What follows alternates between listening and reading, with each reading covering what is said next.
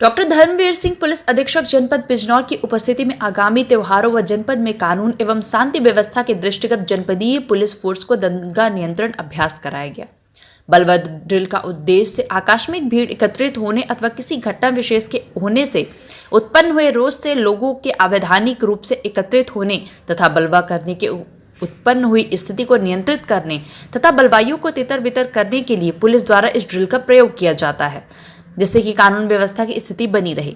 आगामी त्योहारों के दौरान सभी अधिकारी एवं कर्मचारी इस दौरान ड्यूटी में दंगा निरोधी उपकरण से लैस होकर रहेंगे, ताकि यदि कोई असामाजिक तत्व सौहार्द एवं शांति व्यवस्था को प्रभावित करने का प्रयास करता है तो पुलिस की तैयारी के मद्देनजर इसका प्रयास विफल हो और स्थिति सामान्य रहे।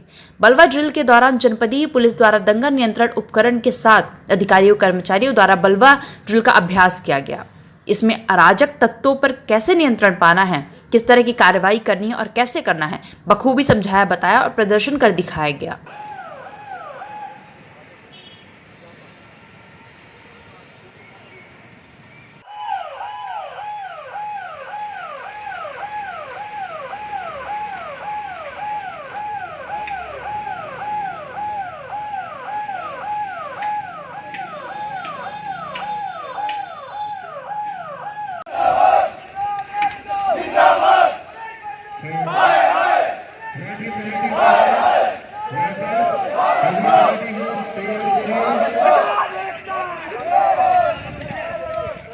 लीजिए।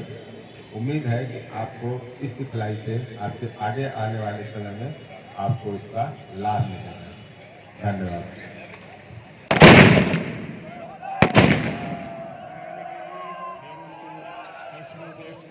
डालने के लिए छोड़ा गया और फिर एक बार यहाँ से भारी फिर वो दूर नहीं जा रहे, फिर वापस आ रही है और ऐसे वापस पुलिस फोर्स को करना पड़ता है और ये पत्थरबाजी का सिलसिला फिर चारों तरफ पश्चिमी तरफ गैस पार्टी स्टाफ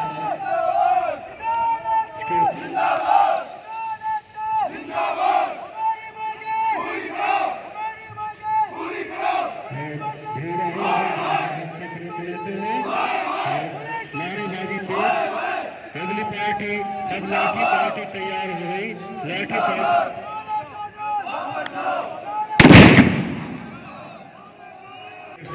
अगली पार्टी हमारे पास लाठी पार्टी दूसरी देश पार्टी आगे बढ़ती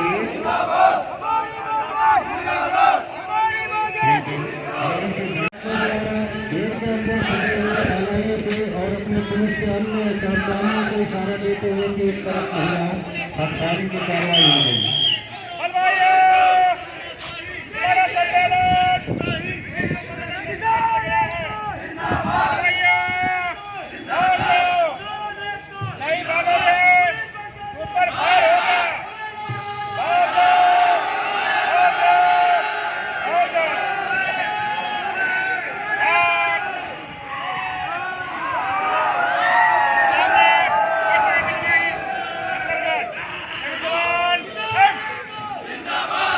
महिलाएं निकालने के बाद भी नहीं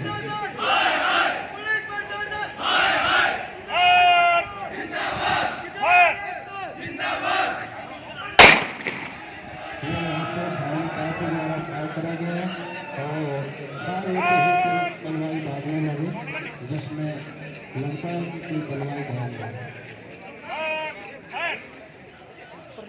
अरे भीड़ भाग गई है, भागने के बाद क्या नहीं कराया जाता है। और चूंकि एक सिखलाई है और जानकारी होनी चाहिए, मौके पर तो इस तरह की चीज़ें होती नहीं है, लेकिन हमारी जो लिखा पढ़ी है वो जो बलवा ड्रिल की प्रक्रिया है उसके अनुसार से होनी चाहिए, नहीं तो कोर्ट में फिर हम लोगों के लिए दिक्कत होती है। तो जानकारी होनी चाहिए, कुछ कमियां रह जाती हैं मौके पर, लेकिन उसकी जब लिखा पढ़ी होती है वो प्रॉपर तरीके से होनी चाहिए जो है। तो ये काफ़ी जो है जो हमारे पुलिस बल के जवान हैं, कहीं अगर इनके द्वारा इस प्रकार की कोई कार्रवाई की जाती है तो अगर जानकारी में रहेगा मोटा मोटा तो काफ़ी लाभप्रद रहेगा और आगे कोर्ट कचहरी की जो प्रक्रिया होती है उसमें भी लाभप्रद होगा जो है। विशेष रूप से इसमें मैं बताना चाहूँगा कि वेपन की हैंडलिंग का जो है ये तो एक आदर्श सिचुएशन थी, चलिए ठीक है, सब लोगों ने जो सिखलाई किए हैं उन्होंने किया जो है। बहुत सारे लोग जो है जो थाने वाले होते हैं उनको टीयर गैस कैसे चलाया जाएगा, फायरिंग तक भी नहीं कर पाते हैं जो है, वेपन्स कभी कभी काम नहीं करते हैं। तो ये सब चीज़ें पहले से प्रॉपर तरीके से उनके पास होना चाहिए। इसलिए बार बार कहा जाता है कोई ड्यूटी लगती है, कोई लॉ एंड ऑर्डर ड्यूटी लगती है, कि सभी लोगों को जो है एंटी राइट इक्विपमेंट के साथ होना चाहिए और अपना हैंडलिंग जो है जो शस्त्र का है और जो हमारे एंटी राइट इक्विपमेंट हैं उनकी हैंडलिंग अच्छे से जानकारी होनी चाहिए। तभी हम लोग जब मौके पर जो है कोई इस तरह की बात फंसती है तो हम लोग उसको अच्छी तरीके से निपट पाते हैं और उससे जो है पुलिस का जो है और पब्लिक का भी जो है जनहानि धन हानि ये कम होती है और हम प्रॉपर तरीके से उसको हैंडल कर पाते हैं। जय हिंद। इसलिए की जाती है कि यदि इस तरह की कोई परिस्थिति आती है तो उसका सामना हमको कैसे करना है। जो सबसे बड़ी कमी देखने में आई कि जो हमारे एंटी राइट इक्विपमेंट लेके टीम थी, अन्य पुलिस बल के साथ रहने के बजाय वो दूसरे दिशा में थे। उनको एक साथ रहना चाहिए, क्योंकि जहां पे सिविल पुलिस खड़ी है, पीएससी खड़ी है, सारे पुलिस बल को एक साथ रहना चाहिए। उसका एक मनोवैज्ञानिक प्रभाव भीड़ पर पड़ता है कि पुलिस बल इनके पास पर्याप्त है, हमारी संख्या कम है या ज्यादा भी संख्या है तो जितना पुलिस बल है वो एक साथ रहे, साथ में ही एंटी राइट गन लेके लोग रहे, एंटी राइट इक्विपमेंट लेके रहे तो अच्छा रहता है। सभी जो प्रक्रिया दोहराई गई यह केवल काल्पनिक थी। वास्तविकता में सभी लोगों को डंडा, हेलमेट, बॉडी प्रोटेक्टर सभी चीजों से सुसज्जित होना चाहिए, क्योंकि पथराव चलता है और जब उधर से पत्थर चलते हैं, गोली चलती है, तो वही जो एंटी राइट इक्विपमेंट जो हम लोग पहनते हैं अपने सुरक्षार्थ, डंडा, हेलमेट, बॉडी प्रोटेक्टर, उसी से हमको राहत मिलती है और चोट लगने से, घायल होने से, दुर्घटना होने से उससे बचाव होता है। सभी अच्छा कार्यक्रम रहा और मैं समझता हूं कि हम लोग शीघ्र ही फिर से एक बार सुबह के टाइम अच्छा बलवा ड्रिल का अभ्यास करेंगे जो पूरी तरह से व्यवस्थित रहेगा और उसमें सारी चीजें बिल्कुल वास्तविकता के और नजदीक जाके हम लोग इसका सामना करने का एक अभ्यास करेंगे। जय ड्रिल का ट्रेनिंग के तौर पर आयोजन किया गया। इसमें ज़्यादातर ड्रिल या ट्रेनिंग के समय हम लोग बातचीत के दौरान काफ़ी हास्यास्पद स्थिति उत्पन्न करते हैं और लगातार कमेंट करते हैं, जैसा ग्राउंड पर नहीं होता है।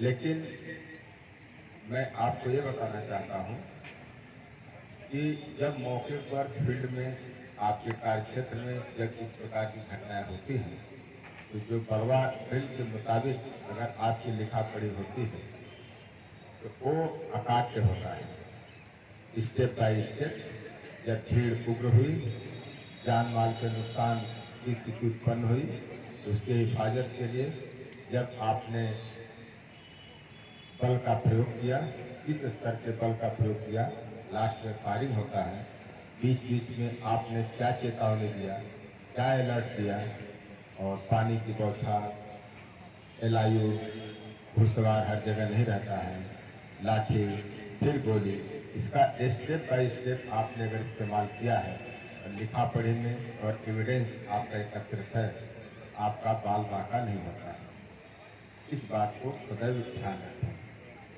दूसरी बात, इन सब ड्रिल से एक ध्यान देने वाली बात यह है कि आपके एंटी राइट इक्विपमेंट, आपकी तैयारी दुरुस्त रहनी चाहिए।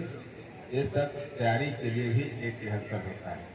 आपने देखा होगा जब बलवा पार्टी गई तो एल्बो, सिनगार्ड से लेकर के हेलमेट, वाइजर लगा हुआ सारी चीजें आपके साथ होनी चाहिए थी। एंटी राइट गन जो अस्तव्यस्त था, एक दो फायरिंग नहीं हुआ, ये भी आपके लिए धोखे का काम करता है। इन सब बातों को भी ध्यान रखना चाहिए। अब तमाम नई चीजें हो गई हैं। अब हम ड्रोन का भी इस्तेमाल करते हैं, या इसके बाद तमाम जो पब्लिक की लाइजनिंग है वो सारी चीज़ें होती हैं। लेकिन जो लिखा पढ़ी की चीज़ है वो यही थी जो आपने देखा।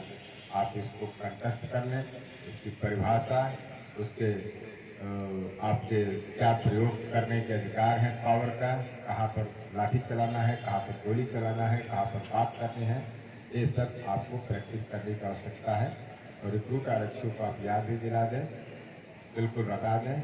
और एक जो नई पुलिस लाइन है जब थोड़ी सी दुरुस्त हो जाए तो कम से कम वहाँ पर एक व्यापक पैमाने पर आप किसी छुट्टी के दिन एसपी सिटी साहब, सीओ लाइन साहब, आरआई साहब वहाँ पर ऑर्गेनाइज करें